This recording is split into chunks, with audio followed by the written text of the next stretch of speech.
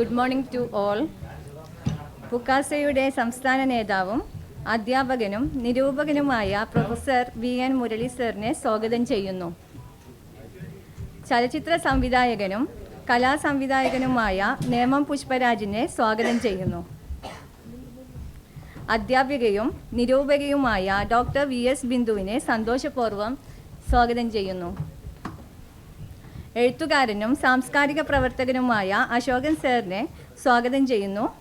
കവിയും പുക്കാസ ജില്ലാ സെക്രട്ടറിയുമായ S രാഹുലിനെ സ്വാഗതം ചെയ്യുന്നു. എഴുത്തുകാരനും പ്രസാധകനുമായ ശരത് ബാബു തച്ചമ്പാറയെയും സ്വാഗതം ചെയ്യുന്നു. എല്ലാറ്റിലും ഉപരി നമ്മുടെ പ്രിയപ്പെട്ട എഴുത്തുകാരൻ അജയേട്ടൻ, സ്വരലയുടെ ജീവാത്മാവും പരമാത്മാവും, OV വിജയൻ സ്മാരക സമിതി ചെയർമാൻ, കൈരളി ചാനലിൻ്റെ ഡയറക്ടർ, പാലക്കാട് പബ്ലിക് ലൈബ്രറി എന്ന ഒരു വലിയ പ്രസ്ഥാനത്തിൻ്റെ സ്ഥാപകൻ അജയേട്ടൻ്റെ ആത്മകഥയാണ് ഓർമ്മകൾക്ക് എന്ത് സുഗന്ധം എന്ന പുസ്തകം. ആത്മകഥാ സാഹിത്യത്തെക്കുറിച്ചുള്ള ഇന്നത്തെ ചർച്ച ഈ പുസ്തകത്തെ അവലംബിച്ചാണ്.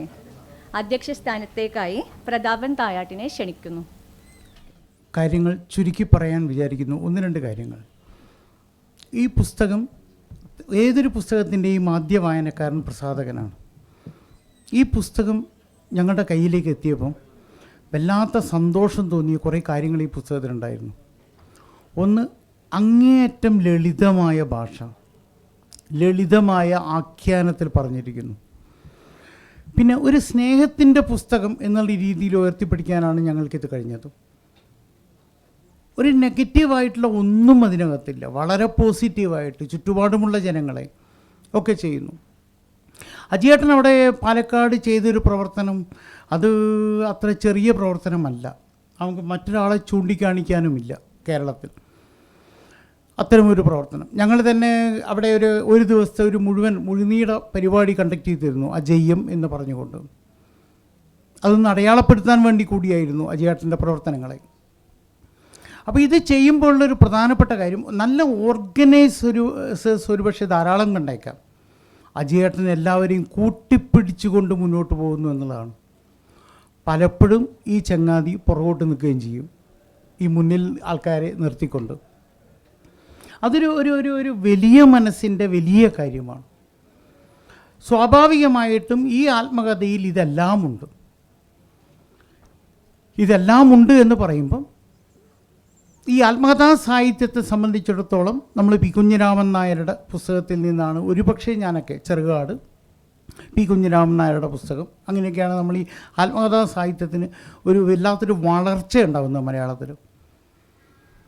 പിന്നീട് തിക്കോടിയൻ്റെ അരങ്ങ് കാണാത്ത നടൻ കഴിഞ്ഞതിന് ശേഷം ആത്മകഥാ സാഹിത്യം ഒരുപക്ഷെ മറ്റുള്ളവരെ ചീത്ത പറയാനുള്ളൊരു സാഹിത്യമായിട്ടോ അവനവന് ഉയർത്തിപ്പിടിക്കാനുള്ളൊരു സാഹിത്യമായിട്ടോ മാറിയിട്ടുണ്ട്.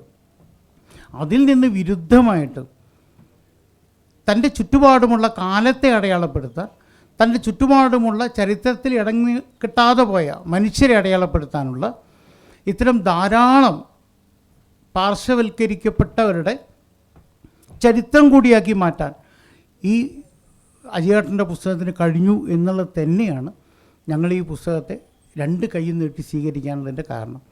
കൂടുതൽ ഞാൻ ദീർഘിപ്പിക്കുന്നില്ല. ഇതിലേക്കായിട്ട് നമ്മൾ മുരളി മാഷെ സംസാരിക്കാനായിട്ട് ക്ഷണിക്കുന്നു. വേദിയിലും സദസ്സിലുമുള്ള ബഹുമാന്യരെ, വളരെ വിശദമായിട്ട് പുസ്തകത്തെ അപഗ്രഹിച്ച് സംസാരിക്കാൻ കഴിയുന്നവരാണ് സ്റ്റേജിലുള്ളത്. സമയവും പരിമിതമാണ്. ഞാനതുകൊണ്ട് അധികം ദീർഘമായി സംസാരിക്കുന്നില്ല. അജയൻ മാഷെ എത്രയോ വർഷങ്ങളായിട്ട് ശ്രീ പ്രതാപൻ തായാട്ട് പറഞ്ഞതുപോലെ നമുക്കെല്ലാം അറിയാം. അദ്ദേഹത്തിൻ്റെ പ്രവർത്തനങ്ങളും ആ മേഖലയും നമ്മൾ നന്നായിട്ട് വിലയിരുത്തിയിട്ടുള്ളതാണ്. അതെല്ലാം നമുക്ക് എടുക്കാൻ കഴിയുന്ന ഒരു പുസ്തകമാണിത്. പുസ്തകത്തിൻ്റെ ആമുഖ ഭാഗത്ത് അജയൻ മാഷ് തന്നെ പറയുന്നത്, ഈ ഓർമ്മകൾ അമ്മയെ പോലെയാണ് എന്നാണ്. നമ്മളെയൊക്കെ ചേർത്ത് നിർത്തി ആശ്വസിപ്പിച്ച് നമുക്ക് സമൂഹത്തോട് ഉള്ള ബന്ധങ്ങൾ ഊട്ടിയുറപ്പിക്കുന്ന അതാണ് ഓർമ്മകൾ എന്ന് പറയാറുണ്ട്. ഇത് ഒരു ഓർമ്മക്കുറിപ്പാണോ ആത്മകഥയാണോ എന്ന് വേർതിരിച്ച് പറയാനും ആവില്ല.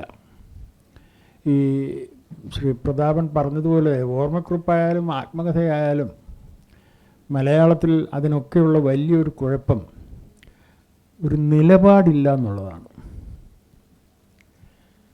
എന്തോ ഒക്കെ കുറിച്ചു വെക്കുന്നത് ഓർമ്മകൾ, എന്തോ ഒക്കെ പറയുന്നത് ആത്മകഥകൾ എന്നതിനപ്പുറം അജയൻ മാഷുടെ ഈ പുസ്തകത്തിനുള്ള ഒരു വലിയ ഗുണം ഞാൻ കാണുന്നത് ഒരു നിലപാട് തറയിൽ നിന്നുകൊണ്ടാണ് അജയൻ മാഷ് ഈ പുസ്തകരചന നടത്തിയിട്ടുള്ളതെന്നാണ്. നിഷ്പക്ഷനാവാൻ വളരെ എളുപ്പമാണ്. കയ്യാലപ്പുറത്തിരിക്കുന്ന തേങ്ങയാണ് നിഷ്പക്ഷത. ഞാനത് പൊതിച്ചു നോക്കിയിട്ടില്ല എന്ന് സച്ചിദാനന്ദൻ ഓർമ്മിപ്പിക്കാറുണ്ട്. ഇന്നിപ്പോൾ നമ്മുടെ സമൂഹം നിഷ്പക്ഷരാകാൻ മത്സരിച്ചുകൊണ്ടിരിക്കുകയാണ്. അവിടെയാണ് ഞാൻ ഒട്ടും നിഷ്പക്ഷനല്ല, എനിക്കൊരു ഉറച്ച നിലപാടുണ്ട്, ഒരു മാമാങ്ക തറയുണ്ട് എന്ന് നമ്മളോട് ഈ പുസ്തകം പറയുകയാണ്. ഇതിൻ്റെ ഏറ്റവും വലിയ ഗുണം ഈ പുസ്തകം ഭാവിയിൽ ഓർമ്മക്കുറിപ്പ് എഴുതുന്നവർക്കും ആത്മകഥ എഴുതുന്നവർക്കും ഒരു വഴികാട്ടിയായി തീരുന്നുണ്ട് എന്നാണ്. നിങ്ങൾ ഓർമ്മക്കുറിപ്പ് എഴുതുന്നെങ്കിൽ അത് ഇങ്ങനെ വേണം എന്നുള്ളതാണ്. ഇത് ഈ പുസ്തകം ഒരുപാട്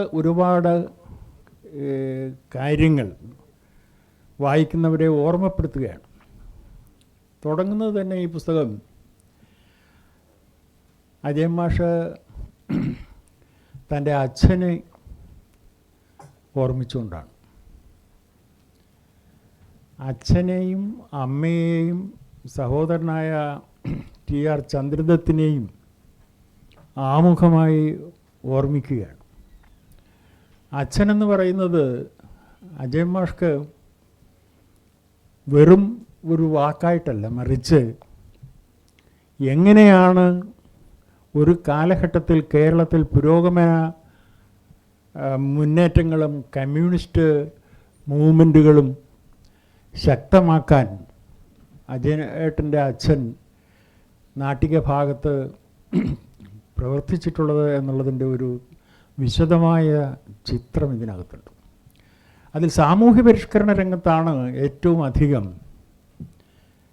അദ്ദേഹം പ്രവർത്തിച്ചത്.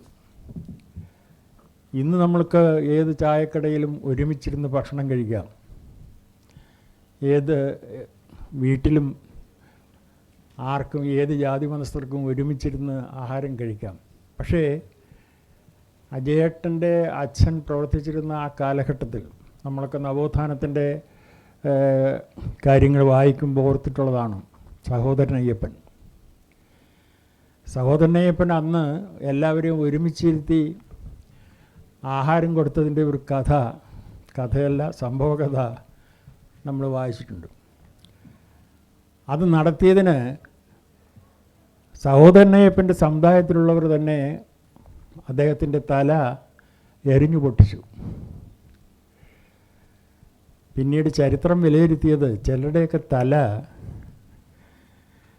പൊട്ടി രക്തം വാർന്നൊലിക്കുമ്പോഴാണ് എല്ലാവർക്കും ഒരുമിച്ചിരുന്ന് ഭക്ഷണം കഴിക്കാനും മുന്നേറാനും കഴിയുന്നതെന്നുള്ളതാണ്. ആ ഒരു വലിയ ഗുണപാഠം നാട്ടിക മേഖലയിൽ ഒരുമിച്ച് ജനങ്ങളെ ജാതിമതം നോക്കാതെ ഒരുമിച്ചിരുത്തി ആഹാരം കൊടുത്തുകൊണ്ട് ആ സാമൂഹ്യ പരിഷ്കരണ മുന്നേറ്റത്തെ അവിടെ നടപ്പിലാക്കിയത് അജയൻ മാഷുടെ അച്ഛനാണ്. അതുപോലെ ഇന്ന് കാണുന്ന കമ്മ്യൂണിസ്റ്റ് സാഹചര്യം ആയിരുന്നില്ല അന്ന് ഒളിവിലാണ്. കൂടുതൽ സമയവും അദ്ദേഹം ഒളിവിലും ജയിലിലുമായിരുന്നു. ഇങ്ങനെ ഒരു അച്ഛനെ കണ്ടു വളർന്നതിൻ്റെ ചിത്രം ഒരുപക്ഷെ വളരെ അടുത്ത് നിന്ന് മനസ്സിലാക്കിയതിൻ്റെ ഒരു ചിത്രം ഈ പുസ്തകത്തിലുണ്ട്. അത് ഈ പുതിയ തലമുറയ്ക്ക്, ഈ പുസ്തകം വായിക്കുന്ന തലമുറയ്ക്ക് ഇങ്ങനെയൊക്കെ ആയിരുന്നു കേരളം ഉണ്ടായത്. ഇന്ന് പലർക്കും സംശയമാണ് കേരളം എങ്ങനെയാണ് രൂപപ്പെട്ടതെന്നുള്ളതിനകത്ത് അതൊക്കെ വെറുതെ പറയുന്ന കാര്യങ്ങളാണെന്ന് വരെ പറഞ്ഞു വയ്ക്കുന്ന പുതുതലമുറയിലെ നിരീക്ഷണ പടുക്കളുണ്ട്. ഞാൻ അതിലേക്ക് പോവുകയല്ല. പക്ഷെ ആ തരത്തിൽ ഒരു മൂവ്മെൻറ്റിനെ, നിരോധിക്കപ്പെട്ട ഒരു മൂവ്മെൻറ്റിനെ വളർത്തിയെടുക്കാൻ സ്വാതന്ത്ര്യ സമരത്തോട് ചേർത്ത് വെച്ചുകൊണ്ട്, ദേശീയ പ്രസ്ഥാനത്തോട് ചേർത്ത് വെച്ചുകൊണ്ട് കമ്മ്യൂണിസ്റ്റ് മൂവ്മെൻറ്റ് എന്തെല്ലാം ചെയ്തു എന്ന് മനസ്സിലാക്കാൻ ഈ അജയൻ മാഷ ഈ പുസ്തകത്തിൻ്റെ ആദ്യ ഭാഗം നമ്മളെ സഹായിക്കും. ഞാൻ നീട്ടി സംസാരിക്കുകയില്ല. രണ്ടാമത് അമ്മയാണ്. ഒരു കുളിർകാറ്റ് പോയെ എന്നൊക്കെ അജയൻ മാഷ സാഹിത്യ ഭാഷയിൽ അത് പറയുന്നുണ്ടെങ്കിലും എത്ര പ്രയാസമായിരുന്നു ഇങ്ങനെ ഒരു അച്ഛൻ്റെ കാലഘട്ടത്തിൽ, ജയിലിലും അതുപോലെ തന്നെ ഒളിവിലും കഴിഞ്ഞിരുന്ന ഒരു അച്ഛൻ്റെ കാലഘട്ടത്തിൽ ഒരമ്മ എങ്ങനെ ആയിരിക്കണം എന്നുള്ളതാണ്. ഗോർക്കിയുടെ അമ്മ മുതൽ നമ്മളിങ്ങോട്ട് വായിച്ച് മനസ്സിലാക്കിയിട്ടുള്ളതാണ്. അത്തരമൊരു അമ്മയെക്കുറിച്ച് അതിമനോഹരമായി, ഹൃദ്യമായി, ഹൃദയസ്പർശിയായി അജയൻ മാഷിനകത്ത് എഴുതുന്നുണ്ട്.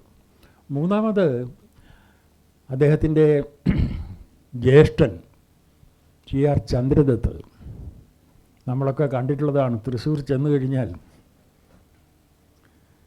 ചന്ദ്രദത്ത് എന്ന് പറയുന്ന ഒരു പ്രവർത്തകനെ, ഒരു സാംസ്കാരിക പ്രവർത്തകനെ, ശാസ്ത്ര സാഹിത്യ പരിഷത്തിൻ്റെ പ്രവർത്തകനെ, എല്ലാ മേഖലയിലും ചന്ദ്രദത്ത് അജയൻ മാഷെ പഠിപ്പിച്ച പാഠത്തെക്കുറിച്ച് ഇതിനകത്ത് പറയുന്നുണ്ട്. ഒന്ന്, നിങ്ങളെല്ലാ വാതിലുകളും മറ്റുള്ളവരിലേക്ക് തുറന്നിടുക എന്നുള്ളതാണ്. ഒട്ടും സങ്കുചിതമായി ചിന്തിക്കാതിരിക്കുക എന്നുള്ളതാണ്. അപ്പം ഞാനിതെല്ലാം പറയുന്നത് അജയൻ മാഷ് എന്ന് നേരത്തെ ഇവിടെ പറഞ്ഞതുപോലെ അജയൻ മാഷിനെ രൂപപ്പെടുത്തുന്ന ഒരു പശ്ചാത്തലമുണ്ട്. അത് അച്ഛനിൽ നിന്നും, അച്ഛൻ വളർത്തിയെടുത്ത സാമൂഹ്യ മുന്നേറ്റങ്ങളിൽ നിന്നും, അമ്മയിൽ നിന്നും, സഹോദരനായ ചന്ദ്രദത്തിൽ നിന്നും ഒക്കെയാണ്. അതൊക്കെ ഈ പുസ്തകം ഹൃദ്യമായി വിവരിക്കുന്നത് യഥാർത്ഥത്തിൽ പുതിയ തലമുറയുടെ വായനയ്ക്ക് ഇങ്ങനെയാണ് കേരളം ഉണ്ടായത് എന്ന് മനസ്സിലാക്കാൻ സഹായകമാണ്. പിന്നീട് അദ്ദേഹത്തിൻ്റെ വിദ്യാഭ്യാസം. വേറൊന്ന് അത് എടുത്തു പറയേണ്ടത് അദ്ദേഹത്തിൻ്റെ ഭാഗ്യലക്ഷ്മി എന്ന് പറയുന്ന ഭാര്യയെക്കുറിച്ച്. അതൊക്കെ നമ്മൾ ഈ സാമൂഹ്യ രംഗത്തെ വിപ്ലവം എന്നൊക്കെ പറയുന്നത് ജീവിതത്തിൽ കാണിച്ചു കൊടുക്കുകയായിരുന്നു. അജയൻ മാഷ ഭാര്യ ഒരു വലിയ സവർണ ബ്രാഹ്മണ കുടുംബത്തിൽ ജനിച്ചതാണ്.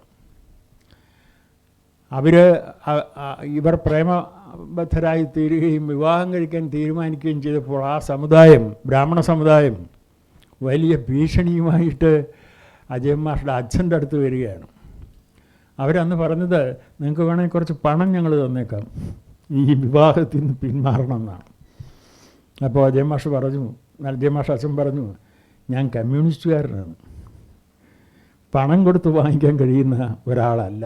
ഇതൊക്കെ ഈ കാലഘട്ടത്തിൽ നമുക്ക് ഗുണപാഠങ്ങളാണ്. ഞാനതിൻ്റെ വിശദാംശങ്ങളിലേക്ക് പോകുന്നില്ല. ഈ തരത്തിൽ വികസിക്കുന്ന ഈ ഓർമ്മക്കുറിപ്പുകൾ അല്ലെങ്കിൽ ഒരാത്മകഥ തന്നെ പിന്നീട് അദ്ദേഹത്തിൻ്റെ ഈ സാമൂഹ്യ രംഗത്തെ, സാംസ്കാരിക രംഗത്തെ, അതിവിടെ താഴെ സൂചിപ്പിച്ചതുപോലെ നമുക്കെല്ലാവർക്കും അറിയാവുന്നതാണ്.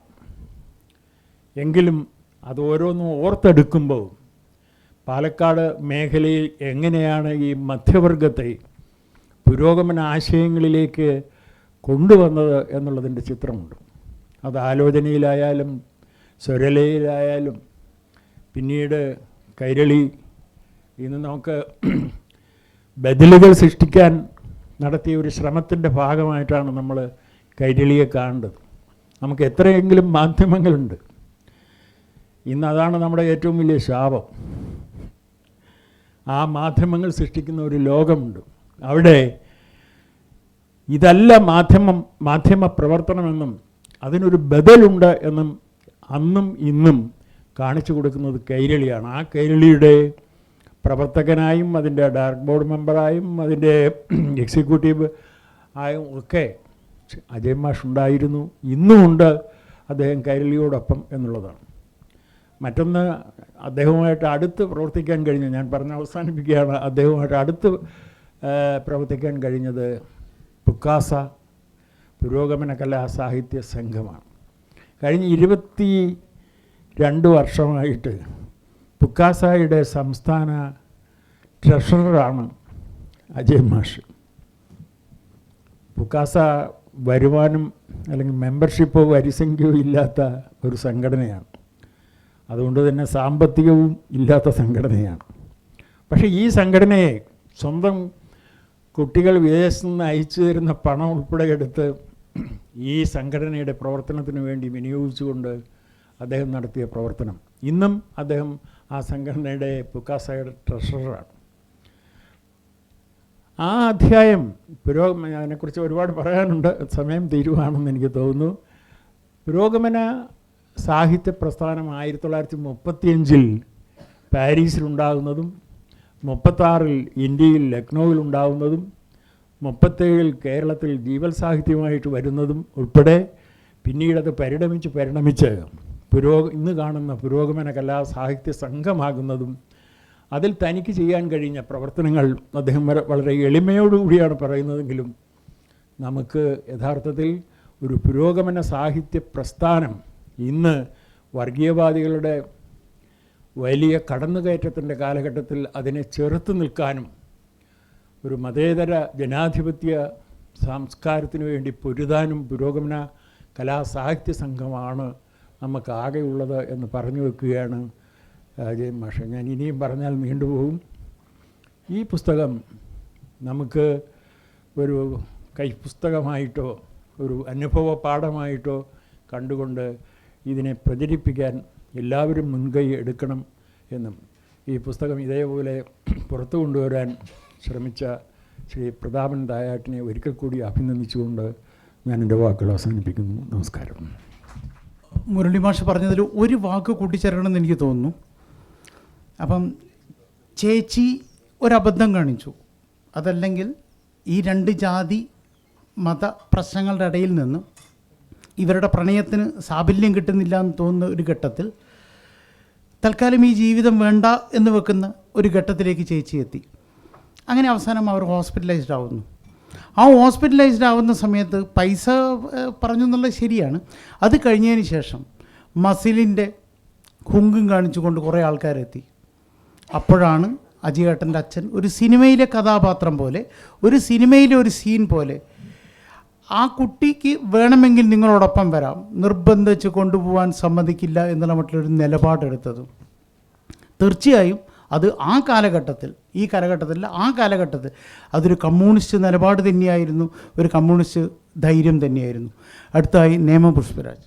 ആദരണീയനായ അജയൻ സാർ, മറ്റ് ഗുരുജനങ്ങളെ, സുഹൃത്തുക്കളെ, ഓർമ്മകൾക്കെന്ത് സുഗന്ധം എന്നത് ഒരു പുസ്തകത്തിൻ്റെ തലവാചകം മാത്രമല്ല, ശരിക്കും അജയൻ സാറുമായി പരിചയപ്പെട്ടിട്ടുള്ള ഏതൊരാളും മനസ്സിൽ കാത്തു സൂക്ഷിക്കുന്ന ഒരു പദം തന്നെയാണ്. പുസ്തകത്തെക്കുറിച്ച് ഇനിയും പറയാനുണ്ട്, പലരും ഉണ്ട്, അതുകൊണ്ട് ഞാൻ അതിലേക്ക് കടക്കുന്നില്ല. എന്നെ സംബന്ധിച്ചിടത്തോളം ഒരു 35 വർഷത്തിന് മുമ്പാണ് ഞാൻ അജയൻ സാറിനെ പരിചയപ്പെടുന്നത്. ഒരു സിനിമയായി ബന്ധപ്പെട്ട് ഒരു പെർമിഷന് വേണ്ടിയിട്ട്, അന്ന് സാറ് എക്സിക്യൂട്ടീവ് എഞ്ചിനീയറാണ്, അങ്ങനെ പോകുന്നതാണ്. പക്ഷേ അത് കഴിഞ്ഞിട്ടുള്ള ഒരു തുടർച്ചകളിൽ, ബന്ധങ്ങളിൽ അജയൻ സാറ് എന്നോട് കാണിച്ചിട്ടുള്ള ഒരു ഊഷ്മളമായ ഒരു ബന്ധം, ശരിക്കും ഒരുപാട് കാര്യങ്ങളിൽ സാർ ഉത്തരവാദിത്തമുള്ള പല ജോലികളും എന്നെ ഏൽപ്പിച്ചിട്ടുണ്ട്, വിശ്വസിച്ച് ഏൽപ്പിച്ചിട്ടുണ്ട്. അതുപോലെ തന്നെ അജയൻ സാറിൻ്റെ ജ്യേഷ്ഠൻ ദത്തൻ സാറുമായിട്ട് ബന്ധപ്പെടാൻ കഴിഞ്ഞിട്ടുണ്ട്, സാർ വഴി തന്നെയാണ്. ഒരു വലിയ പദ്ധതി, ഈ ആദിവാസികൾക്ക് വേണ്ടിയുള്ള ഒരു പുനരധിവാസ പദ്ധതിയുടെ ഒരു വലിപ്പമേറിയ ഒരു മിനിയേച്ചർ ചെയ്യാനായിട്ട് എന്നെയാണ് ഏൽപ്പിച്ചത്. അട്ടപ്പാടിയിൽ തന്നെയാണ്, രാഷ്ട്രപതിയായിരുന്നു അന്ന് അത് ഇനാഗുറേറ്റ് ചെയ്തത്. അപ്പം അത്തരം കാര്യങ്ങളിലൂടെ, പിന്നെ അക്കാഡമിയുടെ ചുമതലയുണ്ടായിരുന്ന സമയത്ത്, ലളിതകലാ അക്കാഡമിയുടെ ചുമതലയുണ്ടായിരുന്ന സമയത്ത് ഒ വി വിജയൻ സ്മാരകവുമായിട്ട് നടത്തിയിട്ടുള്ള പ്രവർത്തനങ്ങൾ, അവിടെ നടത്തിയിട്ടുള്ള വലിയ ക്യാമ്പുകൾ, ഇതിനൊക്കെ അജയൻ സാർ തന്ന ഊർജം, ഇപ്പോൾ നേരത്തെ പറഞ്ഞതുപോലെ ആ പുസ്തകത്തിൽ ശരിക്കും എങ്ങനെയാണ് ഒരു പുസ്തകം, ഒരു ആത്മകഥ ഒരു ചരിത്രമായി മാറുന്നത്, ചരിത്ര പുസ്തകം കൂടിയായി മാറുകയാണ്. ആ ദേശത്തിൻ്റെ കഥയും അവസാന ഭാഗങ്ങളിൽ സാർ പറയുന്നുണ്ട്. അപ്പോൾ അത്തരത്തിൽ അതും ഇതും ഈ ഇപ്പോൾ എൻ്റെ അനുഭവങ്ങളും എല്ലാം കൂട്ടിവെക്കുമ്പോൾ തീർച്ചയായിട്ടും ഒരു നാടിൻ്റെ നന്മയുടെ ഒരു വൻമരമായിട്ടാണ് എനിക്ക് അജയൻ സാറിനെ കാണാൻ കഴിയുന്നത്. ഒരുപാട് നന്മകൾ, അല്ലെങ്കിൽ ഈ പറയുന്ന പോലെ ഏറ്റവും സ്നേഹത്തോടെ ഊഷ്മളതയോടെ മാത്രം ചേർത്ത് നിർത്തുകയും മറ്റ് ഏതെങ്കിലും തരത്തിലുള്ള വെറുപ്പ് ആരെക്കുറിച്ചെങ്കിലും പറയുന്നതായിട്ട് ഞാൻ കേട്ടിട്ടുമില്ല. അത്തരത്തിൽ കൈപിടിച്ചുയർത്താൻ സദാ സന്നദ്ധമായിരിക്കുന്ന ഒരു മനസ്സ്, അത് തന്നെയാണ് അജയൻ സാറ് പുസ്തകത്തിലും ഉടനീളം വായിക്കാൻ പറ്റുന്ന നമുക്കത് തന്നെയാണ്. ബാല്യകാലത്ത് പോലീസിൻ്റെയൊക്കെ ആക്രമണങ്ങളിൽ അച്ഛനും ഒക്കെ ഇങ്ങനെ വേട്ടയാടപ്പെടുന്ന സമയത്ത് അമ്മയും കുട്ടികളും അനുഭവിക്കുന്ന ദുരിതങ്ങൾ, പിന്നെ വളർന്നു വരുമ്പോൾ ഈ ചേട്ടനിലേക്ക് വരുന്നു, വിവാഹത്തിലേക്ക് വരുന്നു, ഏറ്റവും അവസാനം ഒരു ദേശത്തിൻ്റെ കഥയായി ഇത് വികസിക്കുകയാണ് ചെയ്യുന്നത്. അത്തരത്തിൽ ചരിത്ര പുസ്തകം കൂടിയായി മാറുന്ന ഈ പുസ്തകം ഇങ്ങനെ ഒന്ന് പ്രസിദ്ധീകരിക്കാൻ കഴിഞ്ഞതിൽ തീർച്ചയായിട്ടും ഈ ശ്രീ പ്രതാപൻ തായാട്ടിനെയും അനുമോദിക്കുന്നു. നന്ദി, നമസ്കാരം. അടുത്തതായി ബിന്ദു ടീച്ചർ. ഏറ്റവും പ്രിയമുള്ളവരെ, ഒരു തുറന്ന ജീവിത പുസ്തകത്തെ നമ്മൾ എങ്ങനെ സമീപിക്കും എന്നുള്ളതാണ് വാസ്തവത്തിൽ അജയ് മാഷിൻ്റെ പുസ്തകം എന്നെ പഠിപ്പിച്ചത്. അരുന്ധതി റോയ് പറയുന്നൊരു കാര്യം, ഒരാൾ ഒറ്റയ്ക്കൊരു ജീവിതം ജീവിച്ച് തീർക്കുന്നേയില്ല. മറ്റൊന്ന്, ഏകാന്തതയെ നിർവചിക്കാൻ, ഏകാന്തത എന്ന് പറയുന്നത് അജയ് മാഷി പുസ്തകത്തിൽ നിർവചിച്ചിട്ടുള്ളത് അതൊരു കൂട്ടുത്തരവാദിത്വമായിട്ടാണ്. പാസ്കലൊക്കെ നമ്മളെ ചിന്തിപ്പിച്ചത് ഏകാന്തത എന്ന് പറഞ്ഞാൽ ഒരാളിലേക്ക് തന്നെ ചുരുങ്ങുന്നതും അയാൾ പ്രത്യേകിച്ച് ഒരിടത്ത് തനിച്ചാവുന്നു എന്നുള്ള അർത്ഥത്തിൽ തന്നെയാണ്. പക്ഷെ അതിനെ മറികടന്നുകൊണ്ട് ഒരു ജീവിത പുസ്തകം ഏകാന്തത പോലും ഒരു കൂട്ടുത്തരവാദിത്വമാണെന്ന് നമ്മെ ബോധിപ്പിക്കുന്ന തരത്തിൽ ഒരു വലിയ തുറന്ന പാഠപുസ്തകം. ഞാൻ ഉറപ്പിച്ചു പറയുന്നു, ഇതിനകത്ത് കൃത്യമായ ഒരു വിമർശനാത്മക വായനയ്ക്ക് സാധ്യതയുണ്ട്. ഒരാളുടെ എല്ലാ പ്രവർത്തനങ്ങളും നമ്മൾ അംഗീകരിക്കുമ്പോഴും അജയ് മാഷ് തന്നെ മുന്നോട്ട് വയ്ക്കുന്ന സ്വന്തം ജീവിതത്തെക്കുറിച്ചുള്ള നിരീക്ഷണത്തിൽ നമുക്ക് ഓരോ വായനക്കാർക്കും ഇടപെടാനുള്ള കൃത്യമായ സന്ദർഭങ്ങളുണ്ട്. ഈ പുസ്തകത്തിൻ്റെ ഒരു വലിയ മേന്മയായി ഞാനത് കണക്കാക്കുകയും ചെയ്യുന്നു. അതുപോലെ പിന്നെ പറയുന്നത് ഇമാജിനേഷനെ കുറിച്ച് നമുക്ക് ഇപ്പം നിങ്ങൾ ഒരു ദിവസം രാവിലെ എണീക്കുമ്പോഴത്തേക്ക് നിങ്ങളുടെ രാജ്യത്തെ അല്ലെങ്കിൽ നിങ്ങൾ താമസിക്കുന്ന സ്ഥലത്തെ മുഴുവൻ വയറുകൾ, ഇലക്ട്രിക് വയറുകൾ ചുറ്റി വരിഞ്ഞ് കിടക്കും, അങ്ങനെ കാണാൻ പറ്റുന്നു. അപ്പോൾ അത് എത്രമാത്രം ഒരു ഷോക്കാണ് നമ്മളിൽ ഉണ്ടാക്കുന്നത്. അജയ് മാഷ് കൃത്യമായിട്ട് എനിക്ക് ഇതിനകത്ത് ഏറ്റവും എടുത്തു പറയേണ്ട ഒരു ചാപ്റ്റർ എന്ന് പറഞ്ഞാൽ മാനവ മൈത്രി സംഗീതത്തെക്കുറിച്ചാണ്. എപ്പോഴാണ് ഇന്ത്യയിലെ നമ്മുടെ കേരളത്തിൽ ഈ മാനവ മൈത്രി സംഗീതം കേട്ടു തുടങ്ങിയത്? അത് സംശയമില്ല, കൃത്യമായും ബാബറി മസ്ജിദ് തകർന്നു വീണ ആ ദിവസങ്ങൾക്ക് ശേഷം നമ്മളൊക്കെ ഈ നേരത്തെ പറഞ്ഞ ഏകാന്തതയും അത് സൃഷ്ടിക്കുന്ന ഒരുതരം പിന്നെ അപകർഷത ബോധവും ഒറ്റപ്പെടലും അങ്ങനെ വളരെ സാമൂഹികമായി സാംസ്കാരികമായി ഒക്കെ തന്നെ നമ്മൾ വേറെ മനുഷ്യരായി പോകുമോ എന്ന് ഭയന്ന ഒരു സമയത്ത് പാലക്കാട് അതിവിശാലമായ മാനവ മൈത്രി സംഗീതത്തിന് ഇപ്പോൾ ടി എം കൃഷ്ണയ്ക്ക് നമ്മൾ കേട്ടതാണ് പല വിവാദങ്ങൾ. നമ്മുടെ രാജ്യം തിങ്ക് വിത്ത് ബ്ലഡ് എന്നുള്ള രീതിയിൽ ചിന്തിക്കാൻ പരിശീലിച്ചുകൊണ്ടിരിക്കുന്നു. ആ രാജ്യത്തിന് മുന്നോട്ട് വയ്ക്കുന്നു. ഇതൊരു ട്രാൻസ്ലേറ്റ് ചെയ്ത് പോകുമെന്ന് ഞാൻ വിചാരിക്കുന്നു. ഈ പുസ്തകം അതിൻ്റെ ഒരു ആവശ്യകതയുണ്ട്. എല്ലാ ഭാഷകളിലും ഒരു പള്ളി തകർത്തപ്പെടുമ്പോൾ മാനവ മൈത്രിയെ എങ്ങനെ നിങ്ങൾ സംഗീതം കൊണ്ട് തിരിച്ചു പിടിക്കുമെന്നുള്ളത് അജയ് മാഷിൻ്റെ ഈ പുസ്തകം നമ്മോട് പറയുന്നുണ്ട്. അതുപോലെ ഓർമ്മകൾ ഒരു പശ്ചാത്തലമായാണ് ഇതിൽ നിൽക്കുക. പൊതുവിൽ നമ്മുടെ ദൈനംദിന ജീവിതത്തെ അടയാളപ്പെടുത്തുമ്പോൾ എല്ലാ മനുഷ്യരുടെയും, അജയ് മാഷ് ഒരാളിൻ്റെ കാര്യം പറയുമ്പോൾ, അച്ഛനെക്കുറിച്ച് പറയുമ്പോൾ, അമ്മയെക്കുറിച്ച് പറയുമ്പോൾ, ചേട്ടനെക്കുറിച്ച് പറയുമ്പോൾ, ഭാര്യയെയും കാമുകിയെയും കുറിച്ച് ഒരേ ഭാഷയിൽ ഇങ്ങനെ അവതരിപ്പിക്കുമ്പോൾ അത് നമ്മുടേത് എല്ലാവരുടെയും കൂടി ആകുന്നു എന്നുള്ളത് ഏറ്റവും പ്രധാനപ്പെട്ടൊരു കാര്യമാണ്. വളരെ പെട്ടെന്ന് ഞാൻ അവസാനിപ്പിക്കാം. Nothing will be forgotten. ഇതൊരു പുസ്തകത്തിൻ്റെ പേര് കൂടിയാണ്. അത് ഈ പുസ്തകത്തിന് ചേരും. അതുപോലെ people make their own history, സംശയമില്ലാത്ത കാര്യമാണ്. ആ ഇടത്ത് മറ്റുള്ളവരെ എങ്ങനെ പരിഗണിക്കണം എന്നുള്ളത് അജയ് മാഷിൽ നിന്ന് വ്യക്തിപരമായൊരു പുകഴ്ത്തലേ അല്ല, നമ്മൾ കണ്ടതും ശീലിച്ചതുമായ ഒരു മനുഷ്യൻ ഈ കാലഘട്ടത്തിൽ അടയാളപ്പെടുത്തുമ്പോൾ കൃത്യമായും അത് എങ്ങനെയാണെന്ന് നമ്മൾ ഡിഫൈൻ ചെയ്യുന്നുണ്ട്. ഒഴുകുന്ന ഒരു പുഴ പോലെ, നമുക്കൊരു പഴയ പ്രയോഗമായിട്ട് തോന്നിയേക്കാം, ഒഴുകുന്ന ഒരു പുഴ പോലെ. പക്ഷേ അജയ് മാഷ് ഒഴുകുന്ന ഒരു പുഴ പോലെയാണെന്ന് പറഞ്ഞാൽ അത് ചിലപ്പോൾ തീരം തൊടും, ചിലപ്പോൾ തീരത്തെ തീരെ അവഗണിക്കുകയും ചെയ്യും. ആ രീതിയിൽ തനതായ തനത് കുറച്ച് നമുക്കൊരു പൊളിറ്റിക്കൽ കറക്റ്റ്നെസ് വേണ്ട പദവും കൂടിയാണ്. അപ്പോൾ പക്ഷേ എങ്കിലും ഏറ്റവും കൂടുതൽ അത്തരത്തിൽ അദ്ദേഹം ജീവിതത്തെ ഒരു ഇരമ്പലായി നമുക്ക് മുന്നിൽ അവതരിപ്പിക്കുന്നു. തസ്രാക്കും പബ്ലിക് ലൈബ്രറിയും ആ ജീവിതത്തിലെ വലിയ 2 അധ്യായങ്ങളാണ്. ശ്രീനാരായണ ഗുരുവിൻ്റെ 4 വരികൾ ഈ പുസ്തകത്തിലുണ്ട്. ആ വരികൾ ഇപ്പോൾ ഞാൻ അത്രയും ഓർത്തെടുക്കാൻ പറയാൻ എനിക്ക് ശക്തിയില്ല. ആ 4 വരികൾ ആദ്യത്തെ ഭാഗത്താണ് ഉൾക്കൊള്ളിച്ചിരിക്കുന്നത്. പക്ഷേ ആ 4 വരികളിൽ നിന്ന് ഉൾക്കൊണ്ട പ്രകാശത്തെ ഈ പുസ്തകം ആവോളം വഹിക്കുന്നു എന്നത് ഏറ്റവും പ്രധാനപ്പെട്ട ഒന്നാണ്. എല്ലാത്തരം മുറിവുകൾ ഉണക്കാനും സഹായിക്കുന്ന ഒരു പുസ്തകം എന്ന നിലയിലും മാനവ ജീവിതത്തിൻ്റെ എങ്ങനെയാണ് ഒരു മൈത്രിയുടെ സംഗീതം ഉണ്ടാക്കിയെടുക്കുന്നത് നമ്മെ മിച്ച ഒരാൾ, ആ ആൾക്കൊപ്പം നമുക്ക് സഞ്ചരിക്കാൻ ഇപ്രാവശ്യം ഈ ഒരു ഘട്ടത്തിൽ കഴിയുന്നു എന്നുള്ളത് ഈ പുസ്തകത്തിൻ്റെ വായനയ്ക്ക് നമ്മെ സഹായിക്കും. അപ്പോൾ ആ വായിച്ച് പുസ്തകത്തെ കൂടെ കൂട്ടുക എന്നുള്ളതാണ് ഈ ചുരുങ്ങിയ സമയത്തിനുള്ളിൽ എനിക്ക് ഇവിടെ അവതരിപ്പിക്കാനുള്ളത്.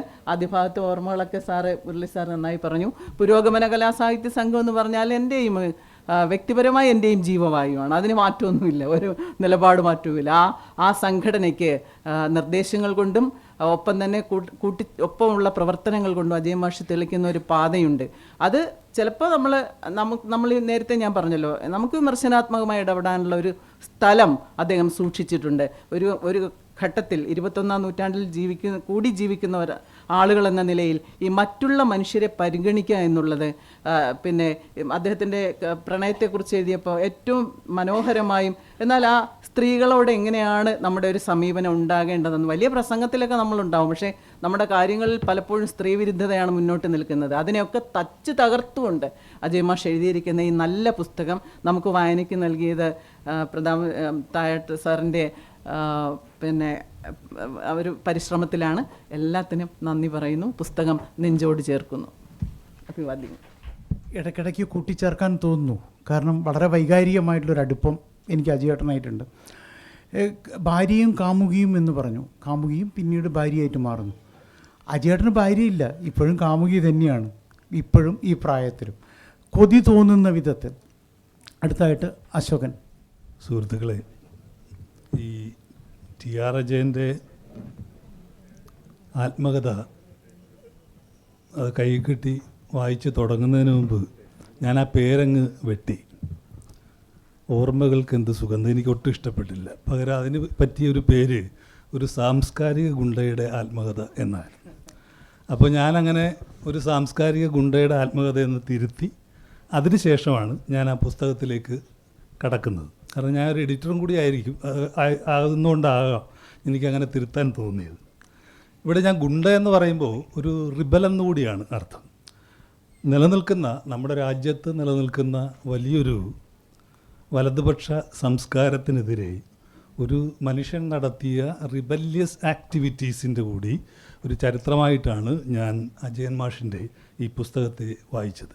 ഈ പുസ്തകത്തിലേക്ക് കടക്കുമ്പോൾ അതിനകത്ത് ഒരു താക്കോൽ വാചകം എൻ്റെ ശ്രദ്ധയിൽപ്പെട്ടു.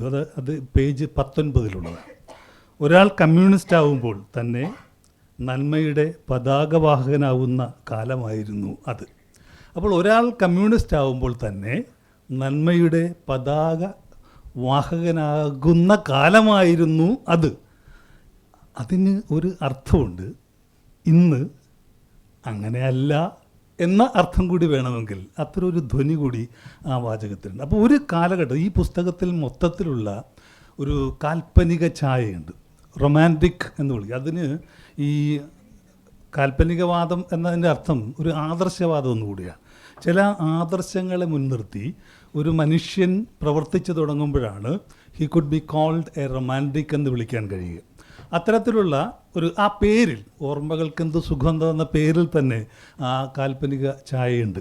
അപ്പോൾ അജയൻ മാഷിൻ്റെ ഈ പുസ്തകത്തിൽ 2 തരത്തിലാണ്. ഒരു വശത്ത് നമ്മളൊരു കമ്മ്യൂണിസ്റ്റുകാരൻ്റെ, പ്രത്യേകിച്ച് 50കളിലും ഒക്കെ ജീവിച്ചിരുന്ന വളരെ കൃത്യമായ ആദർശവാനായിട്ടുള്ള അടിസ്ഥാന വർഗത്തോട്, തൊഴിലാളി വർഗത്തോട് കമ്മിറ്റഡായ ഒരു മനുഷ്യൻ്റെ അതിനുവേണ്ടി ജീവിതവും പ്രവൃത്തിയും അല്ലെങ്കിൽ വാക്കും പ്രവൃത്തിയും തമ്മിൽ വേർതിരിക്കാനാവാത്ത വിധത്തിൽ ഒന്നായി മാറുന്ന ഒരു കമ്മ്യൂണിസ്റ്റ് ജീവിതചര്യയുടെ കൂടി. കമ്മ്യൂണിസ്റ്റ് പ്രത്യയശാസ്ത്രം നിങ്ങൾക്ക് മൈക്കിന് മുമ്പിൽ ഒരുപാട് പറയാം. പക്ഷെ നിങ്ങളുടെ സൂക്ഷ്മമായ ജീവിതചര്യയിൽ, നിങ്ങളുടെ വ്യക്തി ജീവിതത്തിൽ നിങ്ങളത് എത്രത്തോളം പ്രയോഗിക്കുന്നു. നിങ്ങളൊരു സാമൂഹിക പ്രക്രിയയിൽ ഒരു പ്രസ്ഥാനത്തിൻ്റെ ഭാഗമായി മുദ്രാവാക്യം വിളിക്കും, ചിലപ്പോൾ സമരം ചെയ്യാൻ പോകും, പക്ഷേ അതുകൊണ്ട് you can be called a communist. പക്ഷേ നിങ്ങൾ തിരിച്ച് നിങ്ങളുടെ ഇൻഡിവിജ്വൽ ലൈഫിൽ അതിൻ്റെ സൂക്ഷ്മതലങ്ങളിൽ how far you are a Marxist or a communist എന്ന ചോദ്യം നേരിടുമ്പോഴാണ് ഞാനൊരു പക്ഷേ ഈ ടി ആർ അജയൻ എന്ന മനുഷ്യൻ്റെ പുസ്തകത്തിലേക്ക്, ആ പുസ്തകം ഒരു ഡോക്യുമെൻ്റ് ആകുന്നത് ഇന്ത്യയിലെ ലെഫ്റ്റിൻ്റെ പ്രതിസന്ധികളുടെ ഒരു പരിഹാരം എന്ന നിലയിൽ കൂടിയാണ്, അതിൻ്റെ ചില നിർദ്ദേശങ്ങൾ എന്ന നിലയിൽ കൂടിയാണ് ഞാൻ ആ പുസ്തകത്തെ കാണുന്നത്. കാരണം ഈ അടുത്ത കാലത്ത് സീതാറാം യെച്ചൂരിയുടെ പ്രൈവറ്റ് സെക്രട്ടറി എഴുതിയ ഹിന്ദുവിലൊരു ലേഖനത്തിൽ പറഞ്ഞു, 60കൾക്ക് ശേഷം ഒരുപക്ഷെ ഇന്ത്യയിൽ വലതുപക്ഷം RSS സംഘപരിവാർ ശക്തികൾ ഭരണകൂടം പിടിച്ചെടുക്കുന്നതിലേക്ക് എത്തിച്ചത് സാംസ്കാരിക പ്രവർത്തനങ്ങളിലൂടെ. ആ സാംസ്കാരിക മേഖല ഇന്ത്യയിലെ ഇടതുപക്ഷം ശരിക്കും അവഗണിച്ചിരുന്ന ഒന്നാണ്. ആ അവഗണിച്ചിരുന്നൊരു ഇടത്താണ് വലതുപക്ഷം പിടിമുറുക്കിയതും അവർ സമരപ്രക്ഷോഭങ്ങളൊന്നും കൂടാതെ, സായുധ വിപ്ലവം ഒന്നും കൂടാതെ ഇന്ത്യൻ ഭരണകൂടം തന്നെ പിടിച്ചടക്കിയതും. അപ്പോൾ എങ്ങനെയാണ് ഇടതുപക്ഷത്തിന് ഇന്ത്യയിൽ സംഭവിച്ച അപജയം അല്ലെങ്കിൽ ശക്തിക്ഷയം എന്ന് പറയുന്നത് ഇത്തരത്തിൽ വലിയൊരു സാംസ്കാരിക മേഖലയെ ശൂന്യമാക്കുകയും വിട്ടു, അതിലെ അവർ വേണ്ടത്ര പരിഗണന കൊടുക്കാതിരുന്നത് കൊണ്ടാണെന്നാണ് അദ്ദേഹം ആ ലേഖനത്തിൽ പരാമർശിച്ചത്. ഞാൻ അപ്പോഴൊക്കെ അജയ് മാഷിനെ കുറിച്ചാണ് ഞാൻ ആലോചിച്ചിരുന്നത്.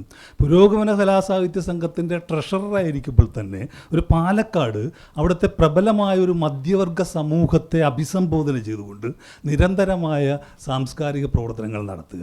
ആ സാംസ്കാരിക പ്രവർത്തനങ്ങളുടെ അടിസ്ഥാനമെന്ന് പറയുന്നത് വളരെ സൂക്ഷ്മമായ ഒരു ജനാധിപത്യത്തിൻ്റെ അടിസ്ഥാനത്തിലാണ്. വ്യത്യസ്ത വീക്ഷണങ്ങളുള്ള ആളുകളെ ഒരുമിപ്പിക്കുക, അവർക്കിടയിൽ സംവാദം വളർത്തുക, ഒരു പ്രത്യേക രാഷ്ട്രീയ കക്ഷിയുടെ ഒരു വാലാണ് തൻ്റെ സ്ഥാപനം എന്ന് തോന്നിപ്പിക്കാത്ത രീതിയിൽ ഒരിക്കലും ആയിട്ടില്ല. OVGN സ്മാരകമോ പബ്ലിക് ലൈബ്രറിയോ ഒന്നും ഒരു രാഷ്ട്രീയ പാർട്ടിയുടെ വാലല്ല. പകരം അതിനകത്തൊരു രാഷ്ട്രീയമുണ്ട്, അത് ജനാധിപത്യത്തിൻ്റെ രാഷ്ട്രീയമാണ്. അജയ് മാഷ് പ്രയോഗിച്ച് കാണിച്ചത് അതാണ്. പക്ഷേ നമ്മുടെ കാലത്ത് സംഭവിക്കുന്നത് അതിൽ അദ്ദേഹം രാഷ്ട്രീയ പാർട്ടിയുടെ നേതാക്കളെ ഉപയോഗിക്കുന്നതും ഈ സ്ഥാപനങ്ങളുടെ വളർച്ചയ്ക്ക് വേണ്ടിയും ഈ സ്ഥാപനങ്ങളെ ജനാധിപത്യവൽക്കരിക്കാനും വേണ്ടിയാണ്. ഒരുപക്ഷെ ആ അർത്ഥത്തിൽ ആയിരക്കണക്കിന് മനുഷ്യരുടെ പേരുകൾ പരാമർശിക്കപ്പെടുന്നു, അവരുടെ ആക്ടിവിറ്റീസും അവരുടെ പങ്കുകൾ എടുത്തു പറയുന്ന ഒരു സാംസ്കാരിക രേഖ കൂടിയാണ് ഈ പുസ്തകം. ആദ്യത്തെ 4-5 അധ്യായങ്ങളാണ് ശരിക്കും അദ്ദേഹത്തിൻ്റെ വ്യക്തി ജീവിതത്തിൻ്റെ ആത്മകഥയായിട്ടത് മാറുന്നതെങ്കിൽ പിന്നീടുള്ള പുറങ്ങളെല്ലാം തന്നെ അതൊരു സാംസ്കാരിക രേഖയായി മാറുകയാണ്. ആ സാംസ്കാരിക രേഖ ഇടതുപക്ഷം വികസിപ്പിക്കേണ്ട സാംസ്കാരിക പ്രയോഗത്തിന് മാർഗദർശകമാകുന്ന ഒന്നാണ് എന്ന് പറഞ്ഞുകൊണ്ട് ഞാൻ എൻ്റെ വാക്കുകൾ ചുരുക്കുന്നു. എല്ലാവർക്കും അഭിവാദ്യങ്ങൾ. അടുത്തതായിട്ട് പ്രിയ രാഹുൽ. പ്രിയമുള്ളവരെ, അജയ് മാഷിൻ്റെ പുസ്തകം ഞങ്ങളെ സംബന്ധിച്ചിടത്തോളം അത് ഒരു കാലഘട്ടത്തെ പഠിക്കുന്നതിനുള്ള ഏറ്റവും ലളിതമായ ഒരു ഉപകരണം എന്ന നിലയിലാണ്. ഇപ്പോൾ ഞങ്ങൾ പറയാറുണ്ട്, മുരളി സാറും അജയ് മാഷും പ്രതിദാനം ചെയ്യുന്ന ഒരു വലിയ സാംസ്കാരിക ചരിത്രമുണ്ട്. ഞങ്ങളെ പുരോഗമന കലാസാഹിത്യ സംഘത്തിൻ്റെ അടക്കം ഭാഗമായി പ്രവർത്തിക്കാൻ പ്രേരിപ്പിക്കുന്നത് അവരുടെ ഈ ഓർമ്മകളിൽ നിൽക്കുന്ന ഒരു വലിയ ചരിത്രത്തിൻ്റെ ഭാഗം കൂടിയാണ്. ഇപ്പോൾ Walter Benjamin the work of memory collapses time എന്ന് പറയുന്നുണ്ട്. എങ്ങനെയാണ് ഈ ഒരു നമ്മുടെ ഒരു ചരിത്രം അല്ലെങ്കിൽ നമ്മുടെ ഒരു ഭൂതകാലം എന്നുള്ളത് നമ്മുടെ ഒരു ഭാവിയെക്കുറിച്ചുള്ളൊരു ചിന്തയ്ക്ക് അപ്പുറത്തേക്ക് അതൊരു തിയേറ്റർ കൂടിയായി മാറുന്ന ഒരു കാഴ്ച ബെന്യാമിൻ അവതരിപ്പിക്കുന്നുണ്ട്. അതുപോലെയാണ് അജയ് മാഷിൻ്റെ ഈ പുസ്തകം. അതൊരു തിയേറ്റർ പോലെയാണ് അത് പ്രവർത്തിക്കുന്നത്. അതിൻ്റെ ഘടന, അതിൻ്റെ ഓർമ്മകൾ നമ്മൾ അതിനുള്ളിലേക്ക് നിർത്തിക്കൊണ്ട് ഒരു കാലഘട്ടത്തിൽ നമ്മളെയും കൂടി ചേർത്ത് വെച്ചുകൊണ്ടാണ് ഈ പുസ്തകത്തിൻ്റെ സഞ്ചാരം മുഴുവൻ. നമ്മളില്ലായിരുന്ന സ്ഥലങ്ങളിൽ നമ്മളെ കൂടി പ്ലേസ് ചെയ്തുകൊണ്ട് നമ്മൾ പലപ്പോഴും കേൾക്കുന്ന ചരിത്രങ്ങൾ, ഇപ്പോൾ നമ്മളിവിടെ ഇരിക്കുമ്പോൾ പല ആളുകളും ചേർന്ന് സംസാരിക്കുന്ന ചില വർത്തമാനങ്ങളുണ്ട്, അതിലൊക്കെ നമ്മളെ പ്ലേസ് ചെയ്തുകൊണ്ടാണ് ഇതിൻ്റെ ഒരു ആഖ്യാനം. നേരത്തെ ആദ്യം പ്രഥമ മാഷ് സൂചിപ്പിച്ച തന്നെ അതാണ്. വളരെ ലളിതമായ ക്രാഫ്റ്റിൽ അതിൻ്റെ ആഖ്യാനത്തിൽ നമ്മളെയും കൂടി ഭാഗമാക്കുന്ന തരത്തിൽ നമ്മളെ ഒരു ചരിത്രത്തിൻ്റെ ഭാഗമാക്കി നിലനിർത്തുന്നു എന്നുള്ളതാണ്. അതിൻ്റെ ഒരു മനോഹാരിത അതിൻ്റെ ആഖ്യാനത്തിലുണ്ട്. ഇപ്പോൾ ഇവിടെ തന്നെ പങ്കെടുക്കുന്ന ആളുകളിൽ തന്നെ ആ ഒരു വൈവിധ്യമുണ്ട്. എല്ലാ പ്രായത്തിലുമുള്ള ആളുകളിവിടെ പങ്കെടുക്കുന്നുണ്ട്. മാധ്യമരംഗത്തുള്ള ആളുകളുണ്ട്. ലൈബ്രറി കൗൺസിലിൻ്റെ സംസ്ഥാന സെക്രട്ടറി വി കെ മുസ അടക്കമുള്ള ആളുകളിവിടെ പങ്കെടുക്കുന്നുണ്ട്. ചെറുപ്പക്കാരുടെ ഒരു വലിയ സാന്നിധ്യമുണ്ട്. അത് അജയൻ മാഷ് ഈ സാംസ്കാരിക മേഖലയിൽ ചേർത്ത് പിടിച്ച ഒരു വൈവിധ്യത്തിൻ്റെ കൂടി പ്രതിദാനമായി ഇവിടെ അത് മാറുന്നുണ്ട്. ഈ പുസ്തകം വായിക്കുക എന്നുള്ളത് ഞങ്ങളെ സംബന്ധിച്ച് ഞങ്ങളുടെ സാംസ്കാരിക പ്രവർത്തനങ്ങൾക്ക് കൃത്യമായൊരു ദിശാബോധം നൽകുന്ന ഒരു രാഷ്ട്രീയ പ്രവർത്തനം കൂടിയായി മാറുന്നുണ്ട് എന്ന് മാത്രം പറഞ്ഞുകൊണ്ട് ഈ പുസ്തകത്തിലൂടെ ഞങ്ങൾക്ക് കൂടുതൽ തെളിച്ചം കിട്ടട്ടെ എന്ന ആഗ്രഹത്തോടു കൂടി അവസാനിപ്പിക്കുന്നു. നന്ദി, നമസ്കാരം. അടുത്തായിട്ട് നമുക്ക് അജയേട്ടനെ കേൾക്കാം. പ്രിയമുള്ളവരെ, ഇവിടെ എന്നെക്കുറിച്ച് പറഞ്ഞ ഞാൻ അർഹിക്കാത്ത പ്രശംസകൾ ആദ്യമേ തന്നെ ഞാൻ നന്ദി പറയട്ടെ. ഈ പുസ്തകം എൻ്റെ ഓർമ്മകളിൽ ഉള്ള ചില കാര്യങ്ങൾ ഒത്തൊരുമിച്ചെടുത്തതാണ്. നേരത്തെ പറഞ്ഞതുപോലെ അതിൽ ആദ്യത്തെ ഒരു ഭാഗം മാത്രമാണ് ഒരു ആത്മകഥയുടെ ഭാഗമായിട്ട് പറയാനുള്ള ഒരു 4 or 5 ചാപ്റ്റർ മാത്രമേ ഉള്ളൂ. അത് കഴിഞ്ഞിട്ടുള്ളത് അതിനുശേഷം നിരന്തരമായിട്ട് എനിക്ക് പ്രവർത്തിക്കാൻ കഴിഞ്ഞ മേഖലകളിൽ അവിടെ എന്നെ സഹായിച്ചത് ആരൊക്കെയാണ് എന്നുള്ള എൻ്റെ കൃതജ്ഞത രേഖപ്പെടുത്താനുള്ള ഒരു അവസരമായിട്ടാണ് ഞാൻ ഈ പുസ്തകത്തിൻ്റെ 2ാം ഭാഗം കണ്ടിട്ടുള്ളത്. അത് ആലോചന സാഹിത്യവേദിയാവാം, സ്വരലയാവാം, പുരോഗമന കലാസാഹിത്യ സംഘമാവാം, എന്നെ ഏറ്റവും കൂടുതൽ ആളുകളിലേക്ക് എത്തിച്ച കൈരളി TV ആവാം, OV വിജയൻ സ്മാരകമാകാം, പാലക്കാട് ജില്ലാ പബ്ലിക് ലൈബ്രറി ആവാം. ഇവിടെയൊക്കെ പ്രവർത്തിക്കാൻ എനിക്ക് ശക്തി ലഭിച്ചത് എൻ്റെ പിന്നിൽ എനിക്ക് ദിശാബോധം നൽകിയ ഒരു പ്രസ്ഥാനമായിരുന്നു എന്ന് പറയാൻ ഒട്ടും മടി എനിക്കില്ല. അത് ഞാൻ വളർന്ന ഒരു അന്തരീക്ഷമുണ്ട്. അതുകൊണ്ടാണ് രാവിലെ എഴുന്നേറ്റാൽ ഒളിവിൽ ജയിലിലോ ഉള്ള അച്ഛനെ അന്വേഷിച്ചെത്തുന്ന പോലീസുകാർ, ആ പോലീസുകാർ വീട്ടിൽ ഭക്ഷണം ഉണ്ടാക്കുന്നതെല്ലാം തല്ലി തകർത്ത് അമ്മയ്ക്ക് 2 അടിയും കൊടുത്ത് പോകുന്നത് കണ്ടാണ് എൻ്റെ ബാല്യം. പക്ഷെ ഞാൻ പട്ടിണി കിടന്നിട്ടില്ല. നാട്ടുകാർ അന്നും ഞങ്ങൾക്ക് ഭക്ഷണം കൊണ്ട് തരുമായിരുന്നു. ഇന്നത്തെ പോലെ നാളെ ഭരണം കിട്ടും എന്നുള്ളൊരു കാലഘട്ടത്തിലല്ല. ഒരു പാർട്ടി ജനിച്ചിട്ടേ ഉള്ളൂ, എന്നെങ്കിലും ഒരു ചുവന്ന പ്രഭാതം ഉണ്ടാകുമെന്ന് നാട്ടുകാരിലേക്കുണ്ടായിരുന്ന ഒരു ആഗ്രഹത്തിൻ്റെ പുറത്താണ് അന്ന് അത്. ഇന്ന് ഒരു സാധാരണക്കാരൻ എൻ്റെ മുന്നിൽ വന്നൊരു സഹായം അഭ്യർത്ഥിക്കുമ്പോൾ ഞാൻ അവരിലേക്ക് എൻ്റെ ചെറുപ്പത്തെ ഞാൻ പ്ലേസ് ചെയ്യുകയാണ്.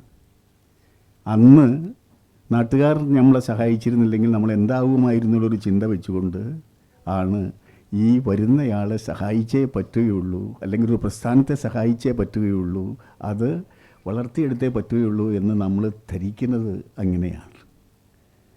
ആ ധാരണ വെച്ചുകൊണ്ടാണ് പലപ്പോഴും ഒരുപാട് സന്തോഷങ്ങളും ഒരുപാട് സങ്കടങ്ങളുമൊക്കെ ഒന്നിച്ചുണ്ടായ ഒരു ജീവിതമായിരുന്നു എൻ്റെ ഈ കഴിഞ്ഞ 79 വർഷത്തെ ജീവിതം. അതിൽ സന്തോഷങ്ങൾക്കപ്പുറത്തേക്ക് ഒരിക്കലും താങ്ങാൻ വയ്യാത്ത വിധത്തിലുള്ള ചില സംഭവങ്ങളും ഉണ്ടായിരുന്നു എന്നുള്ളത്, അത് എങ്ങനെ മറികടക്കാൻ വേണ്ടി എന്നെ പ്രസ്ഥാനം സഹായിച്ചു എന്നുള്ളതും തന്നെയാണ് ഇതിനകത്ത് ഞാൻ പറഞ്ഞിട്ടുള്ളത്. അത് ഏറ്റെടുത്ത നിങ്ങളോടുള്ള എൻ്റെ സീമാതീതമായ കൃതജ്ഞത ഞാൻ രേഖപ്പെടുത്തുന്നു. എന്നോടൊപ്പം നിന്ന എല്ലാവരോടും നന്ദി.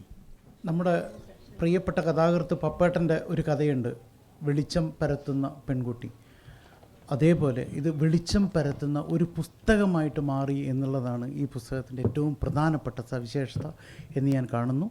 ഔദ്യോഗികമായി നന്ദി പറയാൻ വേണ്ടി ശരത് ബാബു തച്ചമ്പറ. വേദിയിലും സദസ്സിലുമുള്ള പ്രിയപ്പെട്ടവരെ, പാലക്കാടിൻ്റെ ഒരു സ്വകാര്യ അഹങ്കാരമാണ്, പാലക്കാടിൻ്റെ മാത്രമല്ല കേരളത്തിൻ്റെയും. ഞാനൊരു പാലക്കാട്ടുകാരനാണ്. അതുകൊണ്ട് തന്നെ തൃശ്ശൂരിൽ നിന്ന് ഞങ്ങൾ പാലക്കാട്ടുകാർ കടം വാങ്ങുകയും ഇപ്പോൾ പാലക്കാടിനെ സ്വന്തം തൃശ്ശൂരാക്കി മാറ്റിക്കൊണ്ടിരിക്കുകയും ചെയ്യുന്ന അജയൻ സാറ്, ഞങ്ങൾ വളരെ സ്നേഹത്തോടു കൂടി പാലക്കാട്ടുകാർ വിളിക്കുന്ന അജയൻ സാർ എന്നാണ്. കുറച്ചും കൂടി അടുപ്പമുള്ളവർ അജയേട്ടാന്ന് വിളിക്കും. അങ്ങനെയുള്ള ടി.ആർ. അജയൻ സാറിൻ്റെ ഈ പുസ്തകം ഓർമ്മകൾക്ക് വല്ലാത്തൊരു സുഗന്ധം നൽകുന്ന വായനയ്ക്കും വളരെയധികം സുഗന്ധം നൽകുന്ന ഒന്ന് തന്നെയാണ്. അദ്ദേഹം പറഞ്ഞതുപോലെ അദ്ദേഹം പാലക്കാട് എത്തിയതിന് ശേഷമുള്ള പാലക്കാടിൻ്റെ സാമൂഹിക സാംസ്കാരിക ലോകത്തെ മുഴുവൻ നമുക്ക് വേണ്ടി അവിടുത്തെ ഓരോ പുൽനാമ്പുകളിൽ പോലും സാഹിത്യവും സാംസ്കാരികവും കലയുമൊക്കെ വിളയിച്ചെടുക്കുന്നതിൽ അജയൻ സാർ വഹിച്ച പങ്ക് തന്നെയാണ് ഈ പുസ്തകത്തിൻ്റെ 2ാം ഭാഗത്തും ഉള്ളത്. അദ്ദേഹം പറഞ്ഞത് ശരിയാണ്. അതിൽ വളരെ കുറച്ച് ഭാഗത്ത് മാത്രമേ ഉള്ളൂ അദ്ദേഹത്തിൻ്റെ വ്യക്തിപരമായ കാര്യങ്ങളൊക്കെ പറയുന്നുള്ളൂ. സാധാരണ എല്ലാ ആത്മകഥകളും നമ്മൾ വായിക്കുമ്പോൾ ആദ്യം മുതൽ അവസാനം വരെ ഞാൻ എന്ന ഒരു പ്രയോഗത്തിലൂടെ കടന്നുപോയി എനിക്ക് ചുറ്റും കറങ്ങുന്ന ലോകത്തെക്കുറിച്ചാണ് പലരും വരച്ചിടാറുള്ളത്. ഇത് നേരെ മറിച്ചാണ്. അജയൻ സാറിന് ചുറ്റും കറങ്ങിക്കൊണ്ടിരിക്കുന്ന എല്ലാവരെയും അദ്ദേഹം സാറ് ആ പുസ്തകത്തിൽ പരാമർശിച്ചിട്ടുണ്ട് എന്നുള്ളത് വലിയൊരു സന്തോഷം നൽകുന്ന ആളാണ്. എന്നെ അടക്കം ചെറിയ ചെറിയ പ്രവർത്തനങ്ങൾ നടക്കുന്ന എന്നെ അടക്കം അതിൽ പല ഭാഗങ്ങളിലും അദ്ദേഹം പരാമർശിച്ചിട്ടുണ്ട് എന്നതും വളരെയധികം വ്യക്തിപരമായി സന്തോഷം നൽകുന്ന ഒന്നാണ്.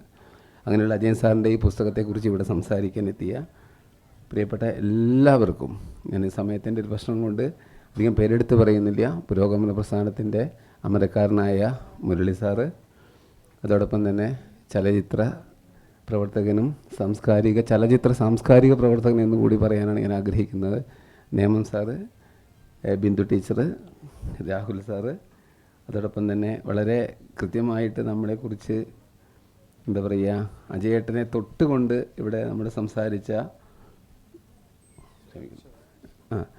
വളരെ തൊട്ടുകൊണ്ട് സംസാരിച്ച് ഞാൻ ഞെട്ടിപ്പോയി. പാലക്കാടിനെ എനിക്കറിയുന്നതിനേക്കാൾ കൂടുതലാണ് അശോകൻ സാർ ഇവിടെ വരച്ച് വെച്ചത്. ഇങ്ങനെ ഇവിടെ വളരെ അതുപോലെ ഹരിതം ബുക്സിൻ്റെ പ്രതിനിധി, ഇങ്ങനെ പാലക്കാടിൻ്റെ ഒരു പരിച്ഛേദത്തെ നിങ്ങൾ കേരളം ഏറ്റെടുത്ത് തിരുവനന്തപുരത്ത് ഈ വലിയൊരു പുസ്തക ലോകത്ത് അജയേട്ടനെ കുറിച്ച് പറയുമ്പോൾ പാലക്കാട് പബ്ലിക് ലൈബ്രറിയാണ് ഏറ്റവും കൂടുതൽ. പക്ഷേ നിങ്ങൾ കേരളത്തിലെ എല്ലാ ആളുകളും തിരുവനന്തപുരത്ത് നിന്നൊക്കെ പാലക്കാട്ടുകാർ വരുമ്പോൾ ഇവിടുന്ന് നോക്കുമ്പോൾ മലമ്പുഴ എന്നൊക്കെയാണ് നമ്മൾ പറയുന്നതെങ്കിൽ പോലും അതിനേക്കാൾ ഉപരിയായിട്ട് നിങ്ങൾ തിരുവനന്തപുരത്തുകാർ പുതിയ കുട്ടികളായാലും വലിയവരായാലും ഒക്കെ വന്ന് കാണേണ്ട, പാലക്കാട് വന്നാൽ ആദ്യം കാണേണ്ട ഒന്നാണ് പാലക്കാടിൻ്റെ ഹൃദയഭാഗത്ത് നിലനിൽക്കുന്ന പബ്ലിക് ലൈബ്രറി. ഒരുപക്ഷെ കേരളത്തിൽ തന്നെ ഏറ്റവും വലിയ പുസ്തക ശേഖരമുള്ള ലൈബ്രറി ആയിട്ട് മാറിയിട്ടുണ്ട്. അതോടൊപ്പം തന്നെ ആഴ്ചയിൽ 7 ദിവസമാണുള്ളത്. ആ ലൈബ്രറിയിൽ മിക്കവാറും ആഴ്ചയിൽ 5 ദിവസമെങ്കിലും പുസ്തക പ്രകാശനങ്ങളുണ്ടാവും, സാംസ്കാരിക ചർച്ചകളുണ്ടാവും. അതിനൊക്കെ ഒരു 200-ലധികം ആളുകൾ ഉണ്ടാവും എന്നുള്ളതും വലിയൊരു സന്തോഷമാണ്. അത് ഈ അജയൻ സാർ എന്ന TR അജയൻ്റെ ഒരു എന്താ പറയുക ഒരു വലിയേട്ടനെ പോലെയുള്ള അവിടെ നിൽക്കുന്ന എല്ലാത്തിനെയും നിയന്ത്രിക്കുന്ന വലിയ പ്രിയപ്പെട്ടൊരു വലിയ മനസ്സാണ്. ഇവിടെ ആ മനസ്സിനെ കാണാൻ, മനസ്സിനെ തിരിച്ചറിയാൻ ഇവിടെ എത്തി അദ്ദേഹത്തിൻ്റെ ചിന്തയിലൂടെ നമ്മളെല്ലാം അദ്ദേഹത്തിൻ്റെ ഒപ്പം നിൽക്കുന്ന ഇവിടെ എത്തിയ എല്ലാ പ്രധാനപ്പെട്ട ആളുകൾക്കും, മധുസാറെ പോലുള്ള ആളുകൾ ഇവിടെയുണ്ട്, ഇവിടെ എത്തിയ എല്ലാവർക്കും ഹൃദയത്തിൻ്റെ ഭാഷയിൽ ഹരിതം ബുക്സിന് വേണ്ടി നന്ദി പറഞ്ഞുകൊണ്ട് നിർത്തുന്നു. നന്ദി, നമസ്കാരം.